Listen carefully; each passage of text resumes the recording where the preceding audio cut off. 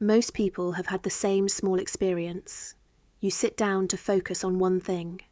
A message appears, a worry arrives, a memory opens a door. Within seconds, the mind is somewhere else. Not because you chose to move it there, but because attention drifts by default. Samatha. Meditation begins with that ordinary fact.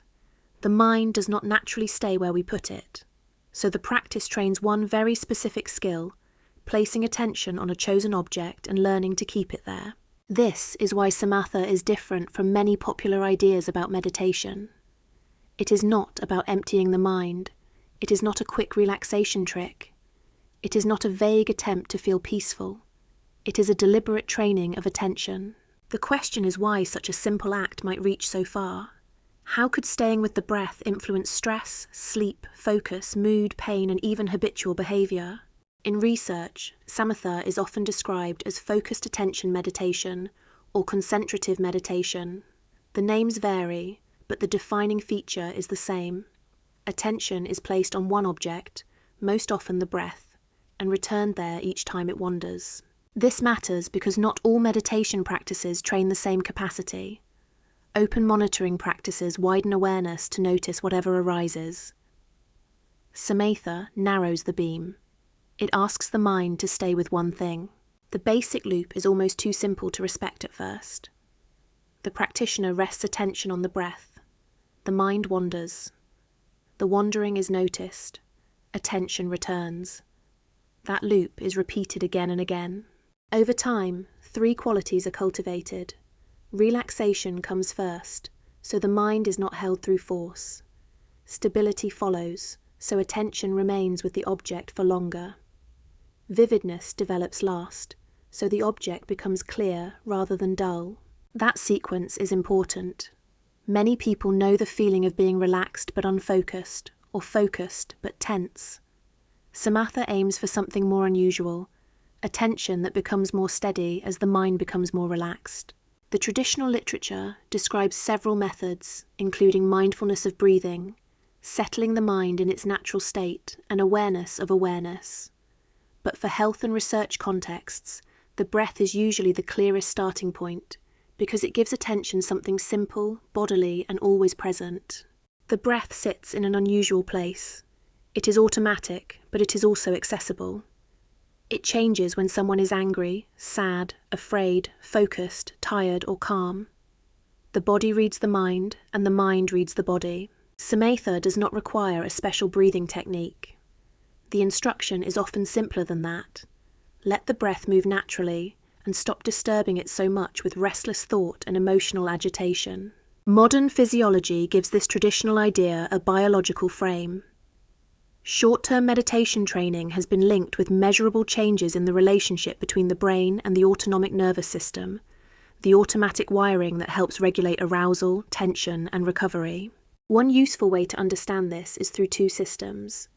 A reactive system responds quickly and emotionally under pressure. An adaptive system allows more reflective, flexible responding. Focused attention strengthens the conditions that let the adaptive system stay online. This is where attention becomes more than attention. When the mind can notice a stressful thought without being immediately absorbed by it, there is less experiential fusion. The thought is still there, but the person is not inside it in quite the same way. Brain network research points in the same direction. Practice appears to influence how the default mode network, linked with self-referential thought and mind-wandering, interacts with the salience network, which helps decide what deserves attention. There is also neurochemical evidence. In meditators, a post-session rise in GABA-B-mediated cortical inhibition has been reported. In plain language, the brain's calming systems appear to become more active after practice. That does not mean stress disappears. The more careful interpretation is that the stress response becomes more trainable. Difficult thoughts and emotions may still appear, but they may arise less often, last for less time, or carry less force. The untrained mind is often pulled in 2 directions. When passive, attention goes slack. When active, it becomes busy and fragmented.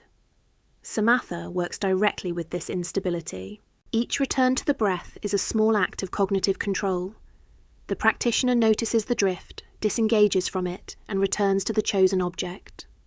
Repeated over time, that operation trains the habits that govern attention. Research reviews suggest meditation reliably reduces attentional drift. This is not only suppression in the moment. The deeper claim is that practice changes the patterns by which the mind allocates attention. Focused attention training has also been linked with improvements in alerting, conflict monitoring, and self-regulation. Even short programs using sessions around 20 minutes have produced measurable changes. One of the more interesting findings is efficiency. Experienced meditators can perform attention tasks, as well as non-meditators, while using less activity in some brain regions involved in attention and motor control. Working memory also appears to benefit. When the mind wanders less, there is more capacity available to hold and manipulate information. The right dorsolateral prefrontal cortex, important for working memory, becomes part of this attentional picture. The type of meditation matters here. Concentrated practice tends to support convergent thinking, the ability to narrow toward one correct solution. Open monitoring appears to support more divergent thinking. The two are not the same skill. With long experience, the boundary between practice and ordinary attention may begin to blur. Brain dynamics during meditation can become closer to resting baseline. In other words, the trained state starts to become less of a temporary event and more of a stable trait. The emotional value of Samatha is not that it creates constant happiness. The more grounded idea is that it changes the relationship with mental events. Thoughts, moods, and impulses can be noticed before they fully take over.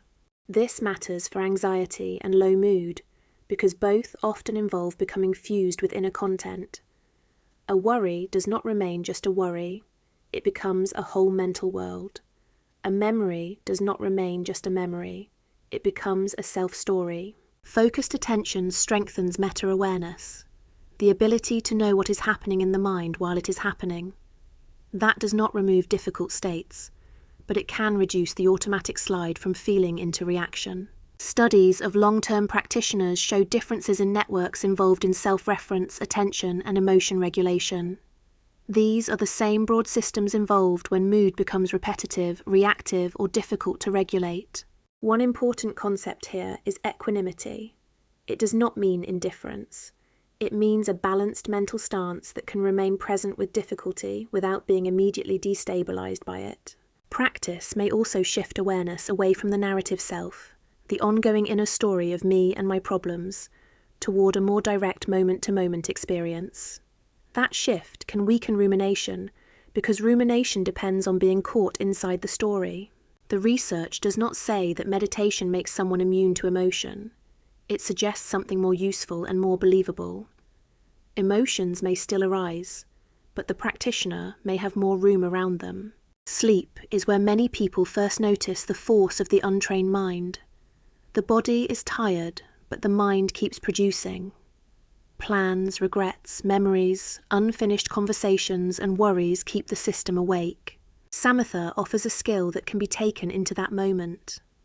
The breath becomes a place to return, not as a trick to force sleep, but as a way of withdrawing fuel from the mental activity that keeps arousal going. Clinical research supports this basic direction.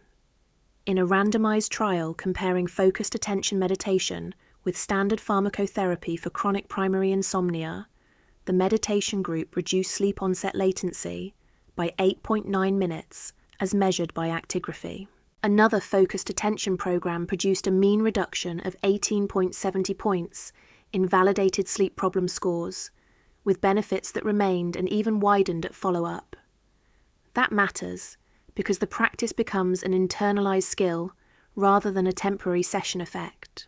Long-term practitioners also show differences in sleep architecture, including deeper slow-wave sleep, fewer awakenings, and altered REM patterns. Some studies suggest that experienced practitioners may not show the same age-related decline in key sleep stages seen more broadly, but this is where the story needs care.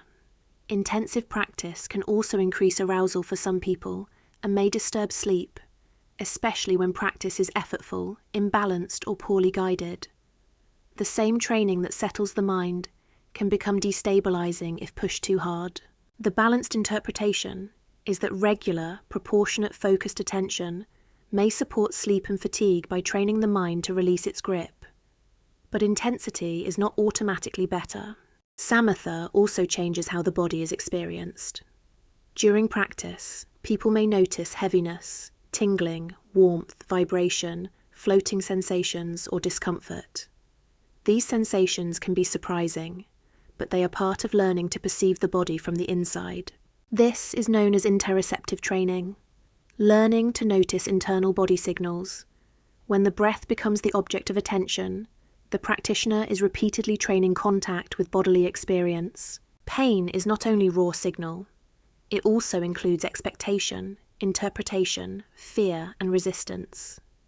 Meditation may influence the unpleasantness of pain by changing how the signal is processed and how much reactive meaning is added to it.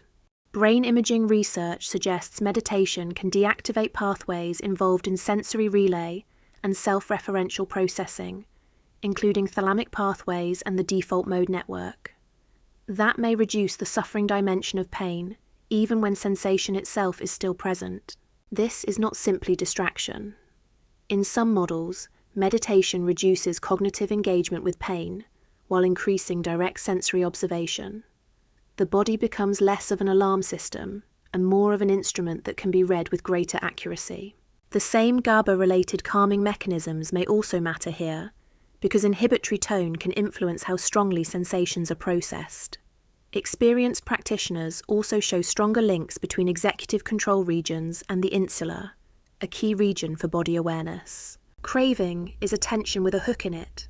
Something appears desirable, its good qualities are exaggerated, and its costs disappear from view. The object begins to feel as though it contains the possibility of happiness. Buddhist psychology describes this very directly. Modern psychology has its own related language, including the hedonic treadmill, the cycle of chasing short-lived rewards that never quite deliver the lasting satisfaction they promise. Samatha interrupts habit by training the competing system. The reactive system fires automatically in response to cues. The adaptive system allows a pause, a wider view, and a chosen response. From a predictive coding perspective, the brain is constantly anticipating what comes next. Cravings are partly built from these anticipatory loops. Focused attention can weaken the loop by returning the mind to present sensory experience rather than the imagined reward. Studies of brief meditation training have found reductions in smoking behavior and habitual responding. The important mechanism is not willpower alone. It is improved self-regulation and less automatic capture by cue-driven stimuli.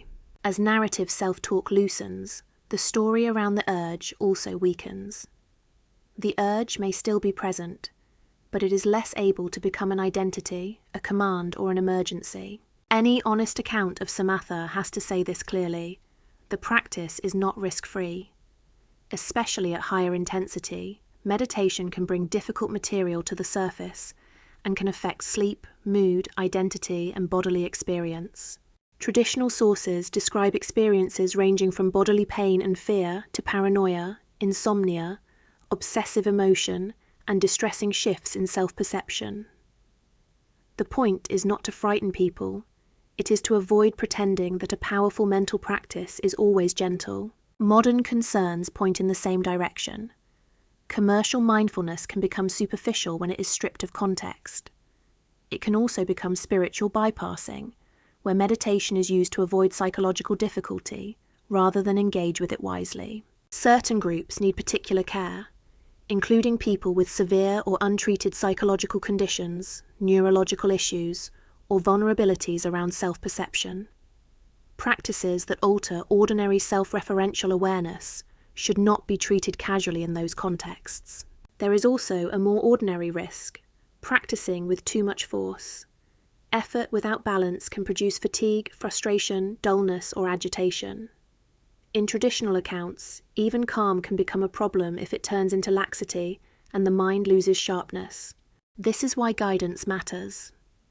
A teacher may not be required for every basic session, but guidance can save time, correct faulty practice, and reduce the risk of pushing in the wrong direction. For regular, guided, non-intensive practice, the overall safety profile in research is generally favourable.